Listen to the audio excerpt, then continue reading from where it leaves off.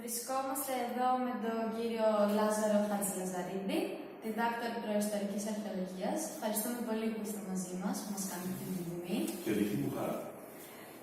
Βρισκόμαστε εδώ στα πλαίσια του προγράμματος Diversified, που χρηματοδοτείται από την Ευρωπαϊκή Ένωση στα πλαίσια του Erasmus Plus και έχει θέμα τις βραχογραφίες. Θα θέλαμε να σας κάνουμε μερικές ερωτήσεις. Με χαρά θα απαντήσω. Η πρώτη μας ερώτηση είναι τι είναι μια βραχογραφία, ένα βραχογράφημα όπως το χαρακτηρίζετε.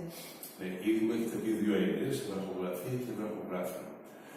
Βραχογραφία για μένα είναι η διαδικασία του να φτιάξουμε βραχογράφημα. Και βραχογράφημα είναι μια παράσταση πάνω σε ένα βράχο, σε επιφάνεια βράχου. Όταν είναι παράσταση, αυτή μπορεί να είναι σχεδιασμένη να είναι εναλλαξευμένη, σκαλισμένη πάνω στο βράχο, να είναι χαραγμένη πάνω στο βράχο ή επίσης να είναι με χρώματα δημιουργημένη πάνω στο βράχο. Επομένως, αυτό είναι το βραχογράφημα. Βραχογραφία, που επανέρχομαι πάλι στην αρχή, είναι η διαδικασία του δημιουργεί, του κατασκευάζει βραχογράφημα. Μάλιστα. Θα θέλαμε να σας ρωτήσουμε. Να σας διακόψω. Δυστυχώς στην χώρα μας, ακόμα και τώρα που συζητάμε, αυτές τις δύο έννοιες, βραχογραφία και βραχογράφημα, συσταθίζουν. Ενώ διαφορετικές. Βέβαια, στο εξωτερικό που έχουν πιο φτωχό λεξικό, και εκεί φυσικά είναι ταυτισμένες αυτές οι έννοιες. Μάλιστα. Δηλαδή, στο εξωτερικό μπορεί να τσούν τις έννοιες rock gaming, rock painting κτλ. Ή rock carving. Αυτές είναι έννοιες που τις λένε εκεί, αλλά εμείς εδώ στην Ελλάδα μπορούμε και τις εξειδικεύουμε. Άλλο πράγμα η βραχογραφία, το δημιουργεί βραχογράφημα, και το βραχογράφημα είναι το αποτέλεσμα της βραχογραφίας.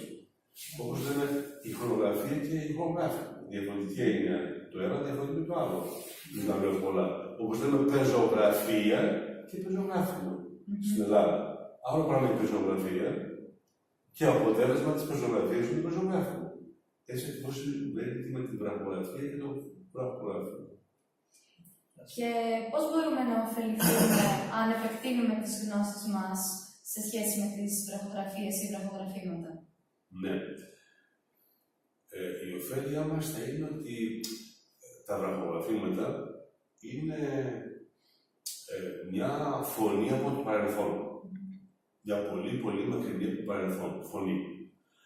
Αν μπορέσουμε και ακούσουμε αυτή τη φωνή, γιατί ψαχνόμαστε ειλικρινά τώρα, τότε θα φωτίσουμε με λεπτές χαραμάδες το παρελθόν των ανθρώπων εκείνων. Αυτό είναι μεγάλη υπόθεση.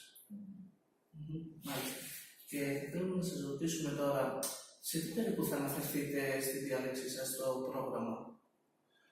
Ναι, σκέφτομαι να σας κάνω μια εισήγηση αρχικά που θα περιλαμβάνει βραχογραφίες, βραχογραφήματα από όλο τον κόσμο που έχουν δημιουργηθεί με διαφορετικές τεχνικές και σε διαφορετικά μέρη, και στη συνέχεια θα εστιάσουμε στα ελληνικά βραχογραφήματα και ιδιαίτερα στα βραχογραφήματα της περιοχής μας εδώ.